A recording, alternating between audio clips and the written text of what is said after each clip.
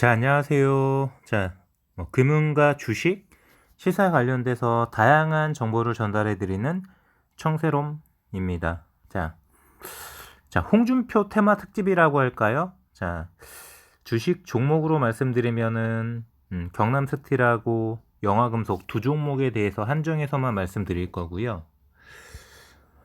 아시다시피 지금 화천대유 관련된 이야기도 계속 나오고 있고 지금 대선 국면에서 지금 더불어민주당은 사실상 원사이드로 게임이 끝난 분위기입니다. 자, 이재명으로 후보가 이제 거의 확정되는 분위기고, 문제는 국민의힘이죠. 제3 후보는 사실상 2% 미만 의미 없는 지지율이 나온다고 가정했을 때, 자, 국민의힘과 더불어민주당 진검승부가 펼쳐지는 부분인데, 사실상 더불어민주당은 이재명 확정. 자, 국민의힘은 윤석열이냐 홍준표냐. 자, 나머지 주자들은 의미가 없어요. 사이가 누가 될 거냐고 관심을 가지는 분들도 있지만, 이거는 그냥 번외 경기고. 자, 유승민 이하 모두 다 잡. 자, 유승민도 10% 나오는 지지율도 있고 10% 안 나오는 지지율도 있는데, 결과적으로 다자구도에선 10% 택도 없고, 후보 적합도, 범야권 국민의힘 후보 적합도 요렇게 따졌을 때 이제 10%에 근접하는 지지율이 나올 뿐이고, 그건 아무 의미가 없는 거죠. 결과적으로 그거는 지지율이 아니기 때문에 지금 이재명이든 이낙연이든 홍준표든 윤석열이든 유승민이든 원희룡이든 최재형이든 김동연도 마찬가지, 안철수도 마찬가지, 모든 대선 후보들, 허경영 포함, 자, 유일하게 모든 후보들이 다 호감도가 낮아요. 다 호감도가 떨어지고 있는 국면이죠. 자, 이 국면에서 유일하게 호감도가 상승하고 있는 여든 야든 제3지대든 다 통틀어서 유일한 후보 홍준표입니다. 그렇다고 제가 홍준표 후보를 지지한다, 홍준표 후보가 대통령이 된다, 이 얘기가 아니라 지금 여론조사 추이가 그렇다는 겁니다. 물론 전체 지지율로 보면은 홍준표도 정체 구간으로 들어갔어요. 이미 윤석열 후보 같은 경우는 이미 정체 구간으로 이미 들어가 있는 상태죠. 종목 보고 말씀드리면은 아시는 것처럼 제가 말씀드린 것처럼 딱 두 종목만 이 시간에는 말씀드릴 거고요. 영화금속, 경남스틸. 물론 요 두 종목만 말씀드리는 이유는 홍준표 테마기 때문에 요 두 종목만 말씀드리는 거고, 제가 경남스틸에 투자하기 때문에 경남스틸을 말씀드리는 게 1도 아니고, 경남스틸은 전체적으로 일단은 지금 홍준표 테마주의 거의 대장주 분위기고 가장 고가권을 형성하고 있는 종목이다 보니까 세력의 어떤 핸들링이나 흐름, 홍준표 테마의 흐름을 보기 위해서 경남스틸을 보는 거고, 영화금속은 우리가 지금 계속 롤링을 돌리면서, 자, 저점 매수, 고점 매도로 하루에도 퍼포먼스가 나오는 날은 먹고 또 먹고로 두 번이든 세 번이든 계속 치고 빠지기 전략으로 반드시 고점에서 털고 나오는 포지션 정리 전략으로 계속 말씀드리고 있는 종목이기 때문에 같이 보는 거고요. 자, 오랜만에 보시는 것처럼 오랜만에 지금 경남스틸 같은 경우는 계속해서 일봉상 퍼포먼스가 윗꼬리가 안 잡히다가 지금 거의 1, 2, 3, 4, 5, 6, 7 거의 2주 만에, 지금 거래일로 2주니까 추석 연휴가 포함된 거 이것저것 따지면 거의 3주죠. 거의 10월 중순, 죄송합니다. 9월 초 이후, 10월 중순 이후엔 거의 이제 오랜만에 조금 의미 있는 퍼포먼스가 나온 그런 하루, 반등이 나온 하루고요. 공시를 잠깐 보시면은 경남스틸 공시를 보시면은 보시는 것처럼 오늘 투자 경고가 오늘 해제됐습니다. 죄송합니다. 지난주에 해제가 됐고 오늘 주의 종목으로 지정이 됐고요.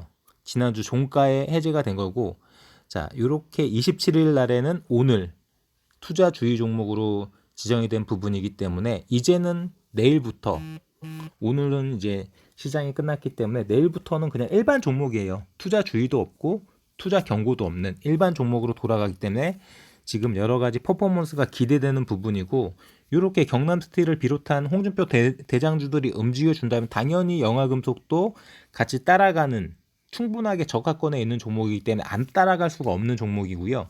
물론 경남스틸이 오늘 뭐 거래량이 터졌냐? 그건 아닙니다. 거래량은 보시는 것처럼 그렇게 안 터졌어요. 이전에 뭐 빵빵 거래량 터질 때 보면 뭐 1,000만 주, 3,000만 주, 뭐 1,000만 주 가까이 이렇게 터졌는데 오늘은 300만 주면 거래량이 안 터졌다고 보는 게 맞는 거고요. 물론 이전 거래량하고 비교하시면은 2배 정도 거래량이 움직였기 때문에 뭐 살짝 입질이 들어오는 거 아니냐 이렇게 생각하실 수 있지만, 어쨌든 오늘은 윗골이 달리고 한 11,000원 근처 살짝 맛만 보여주고 보합으로 마무리됐기 때문에 뭐 시초가가 마이너스였고 고가가 7%긴 하지만 보합으로 마무리. 하지만 분명하게 아직 죽지 않았다는 거, 세력이 컨트롤하고 있다는, 핸들링하고 있다는 모습을 보여줬기 때문에 이 홍준표 테마가 살아있다라는 그런 반증은 분명히 나온 부분이고요. 문제는 우리가 진행하고 있는 영화금속이죠. 자, 차트 먼저 보시면은, 자, 마찬가지로 1, 2, 3, 4, 5, 6, 7, 8, 9, 자, 2주 정도, 추석 연휴 전에도 마지막으로 한 2,500원 정도 보여준 그 윗골이 달린 그 부분이, 양봉 이후 윗골이, 그 부분이 마지막 그나마 양봉과 퍼포먼스였고, 그걸 포함해서 2주 정도 거래일 기준으로 별다른 움직임이 없는 상태, 숨이 죽어있는 상태이기 때문에 충분히 여기서 건드리기만 하면은 다시 2,400원 이상으로 날아갈 수 있는 그런 자리라고 저 개인적으로는 판단하고 있고요. 뭐 그렇다고 지금 만약에 이 종목을 지금 보유하고 계신 분들은 다 투자 실패예요. 냉정하게 말씀드리겠습니다. 만에 하나 제 영상을 보시는 분들 중에 영화금속 지금 갖고 있다, 이거 다 투자 실패입니다. 왜? 지금 들어갈 자리가 아니거든요. 저점에 들어갔어도 잘못되게 들어간 거고, 자, 고점에 물려 있는데 안 터신 것도 잘못된 거죠. 어떤 경우에서든 잘못된 거예요. 미리 들어갔다면은, 자, 퍼포먼스가 안 나오는데 미리 들어가라는 이야기 저는 1도 드리지 않잖아요. 타점 잘못 잡은 거고요. 그런 투자 없습니다. 세로미의 투자법에 그런 투자는 없어요. 그리고 고점에 물려서, 자, 지금 뭐 거의 한 20% 가까이 지금 하락이 나온 상태인데도 손절하지 않고 그냥 아몰랑 갖고 있다. 이것도 세로미 투자법 맞지 않는 거죠. 2%에서 3% 안에 무조건 손절입니다. 아무리 길게 봐도 2% 이상 까지면은 그냥 기계적으로 손절이죠. 근데 지금 손절 안 찌고 갖고 있다는 건 잘못된 투자한 거고요. 일단은 여기까지 주식 종목 차트 보고, 자, 뉴스 한번 볼게요. 뭐 여러 가지로 뭐 지금 가장 핫한 거는 홍준표와 1도 상관없는 대장동 의혹, 화천대유 누구 겁니까? 오늘도 마찬가지, 주말에도 마찬가지, 추석 연휴에도 마찬가지. 근데 이게 과연 이 이야기가 언제까지 갈까요? 요렇게도 한번 생각해 볼 수 있어요. 이게 정말 이재명 쪽에서도 국민의힘 쪽에서도 이야기하는 메머드급, 뭐 대다수의 법조인들, 전직 판사, 전직 검사, 이런 법조 비리 수준으로 게이트화 될 수 있는 이 가능성이 있는 그런 사건이라면 아마도 더더욱 묻히기가 쉽지 않을까요? 저는 그렇게 생각합니다. 대선이 있고, 자, 더불어민주당에서도 국민의힘에서도 일단 뭐 지금 밝혀진 걸로는 더불어민주당에서 연루된 거는 딱히 없죠. 물론 뭐 인허가권자가 성남시장이었던 이재명이라는 부분이 있는 거지만, 뭐 돈을 받았다든지, 뭐 이쪽 인사가 영입됐다든지, 뭐 고문료를 받았다든지, 뭐 아파트나 퇴직금을 받았다든지, 이런 건 1도 없고 다 보수 쪽. 뭐 특검도, 검사장도, 검찰총장도, 대법관도, 전직 국회의원도 현직 국회의원도 다 모두 다가 다 보수 쪽, 국민의힘 쪽이라고 볼 수 있죠. 그렇기 때문에 이거는 더불어민주당에서도 마찬가지, 국민의힘에서도 마찬가지, 끝까지 가고 싶은 사건이 아니에요. 그럼 이걸 뭐로 덮냐? 뭔가로는 덮어야 되죠. 그럼 이거를 뭔가로 덮을 수 있는 사건은 지금 이미 다 저는 나와 있다고 보는 거죠. 뭐 고발 사주가 됐든, 뭐 도이치모터스가 됐든, 뭐 박사 논문이 됐든, 지금 지금 선두권을 구가하고 있는 윤석열 총장 관련해서 터뜨릴 겁니다. 왜?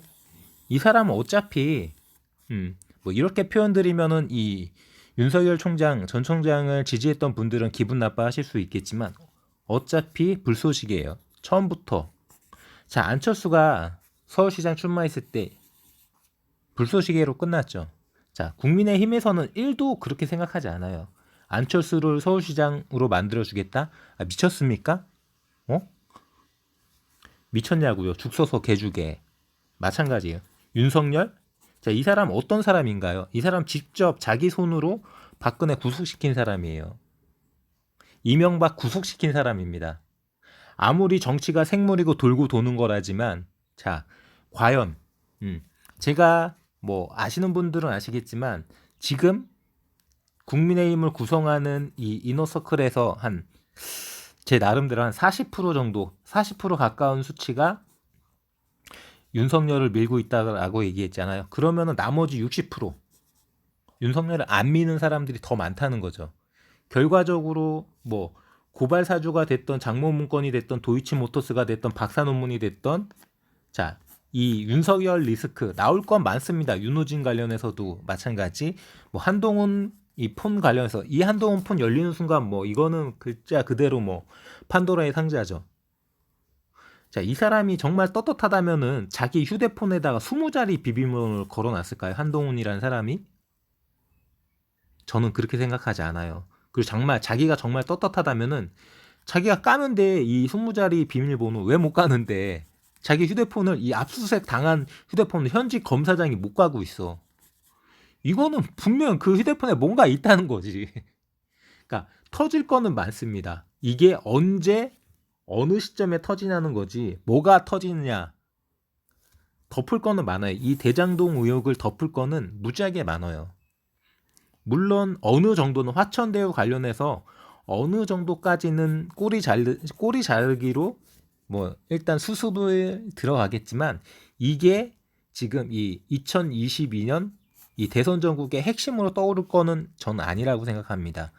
더불어민주당에도 국민의힘에도 뭐 별로 어차피 꽃놀이 패기 때문에 이거 가지고는 승부가 안 나요. 이게 LH 그 서울시장 때 가장 영향을 미쳤던 LH 사태처럼 원사이드하게 민주당한테 불리한 재료, 원사이드하게 국민한테 불리한 재료라면은 그냥 바로 추진해갖고 바로 끝내면 끝나는 건데 그렇지가 않거든요. 그렇기 때문에 제가 판단했을 때는 이거는 그냥 묻힐 가능성이 높고 이게 큰 사건이면 큰 사건일수록 뭐 자기네들끼리 적당히 마사지하는 수준에서 끝날 가능성이 높고 진짜는 이 윤석열 관련돼서 결과적으로는 죽 서서 개주는 일은 없을 테니까 뭐 저는 홍준표가 후보가 된다고 봅니다. 이 사람이 대통령이 된다는 이야기가 아니라 국민의힘 후보는 어쨌든 홍준표가 될 거로 보기 때문에 뭐 11월 달까지 지금 한 뭐 한 달 남짓 한 시간이 있지만 지금 뭐 압수수색은 이미 다 끝났습니다. 도이치모터스 관련해서도 뭐 코바나 컨텐츠 관련해서도 뭐 윤호준이나 이런 사람들 관련해서도 뭐 장모 문건도 지금 레드팀 대검의 레드팀 관련해서 다 드러났고 자 고발 사주 관련해서도 뭐 공수처에서도 압수수색 다 끝났어요. 분석해서 자료만 나오면 바로 터트리면 끝나는 거예요. 그리고 뭐 한동훈 폰 관련해서 뭐 이스라엘로 보낸다 안 보낸다 말들이 많지만 그 폰 여는 순간 끝나는 겁니다. 뭐 이 대장동 의혹하고는 좀 틀리다고 생각하면 돼요. 이미 익을 대로 익었어요. 이 윤석열 의혹에 대해서는 물론 윤석열 전 총장을 뭐 지지하신 분들은 아니야. 국민의힘이 윤석열 대선 후보를 끝까지 지켜줄 거야. 이렇게 생각하시는 분들도 있겠지만 너무 순진한 생각이라고 생각하시면 되시고요. 저는 개인적으로 뭐 홍준표를 제가 좋아하는 것도 아니고 지지하는 것도 아니고 저는 1도 홍준표가 대통령이 된다고 생각하진 않지만 자, 국민의 후보는 될 거라는 거죠. 결과적으로 뭐 10월 8일 날 4명으로 좁혀지겠지만 그거는 뭐 의미가 없죠. 거기에 윤석열도 홍준표도 둘 다 들어갈 거고 뭐 어느 시점인지 모르겠습니다. 10월 초일지 10월 중순일지 10월 말일지는 모르겠지만 이 세 가지 시점 중 한 가지 시점부터 검찰이 움직이겠죠. 뭐 이 윤석열 총장 부인 소환부터 시작될지 아니면 한동훈부터 시작될지 아니면 고발 사주 관련해서 손준성 쪽으로부터 시작될지 워낙에 갈래가 많기 때문에 어떤 게 터져도 터질 수밖에 없는 구조. 이거는 누군가가 컨트롤할 수 있는 구조가 아니에요. 이거를 컨트롤하려면은 공동의 이익 있어야 되는데 더불어민주당에도 국민의힘 쪽에도 공동의 이익이 다 없어. 어차피 윤석열은 그냥 국민의힘도 그냥 가지치기 하면 끝나는 거거든. 더불어민주당은 뭐 윤석열하고 가지치기 할 것도 없고 대장동 의혹하고 틀린 거죠. 저는 그렇게 봅니다. 그렇기 때문에 지금은 대장동 가지고 계속 시끄럽게 굴지만 어느 순간인가 이 윤석열 의혹으로 다시 도배가 될 거고 결과적으로 윤석열 후보는 못 버티고 뭐 경선에서 홍준표 후보한테 밀리든 아니면 자기가 의혹에 못 버텨서 사퇴를 하든 국민의힘 후보는 저는 제 개인적으로는 홍준표가 될 거라고 생각하고요. 뭐 토론에 관련해서 뭐 3차 토론까지 갔잖아요. 지금 3차 토론까지 갔는데 아직까지 토론회는 10번도 넘게 남아있어요. 이 국민의힘 후보 확정 그리고 뭐 대선 후보 토론회까지 다 포함해서 10번 넘는 토론회가 아직 남아있는데 지금까지 나온 것만 해도 윤석열이 토론에서 약하다.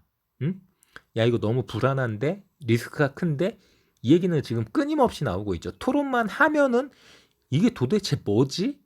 자, 어제 그저께 같은 경우에는 이제 토론회에서 홍준표 후보가 이 501호 작전 계획에 대해서 국방에 관련된 대통령의 자질에 대해서 묻기 위해서 홍준표 후보가 윤석열 전 총장한테 예비 후보한테 이렇게 물었어요.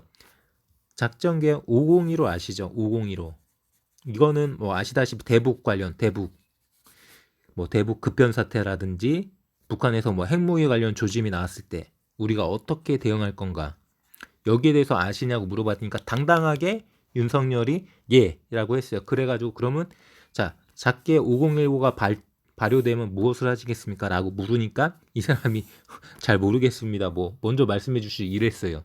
그리고 나서 한 얘기가 미국 대통령과 협의하겠대. 대북 급변 사태가 났는데 미국 대통령과 협의하겠다는 게 이 윤석열의 답이었어요. 어처구니가 없는 거죠. 왜 어처구니가 없냐고요? 자, 이미 이 작전 501호는 뭐냐?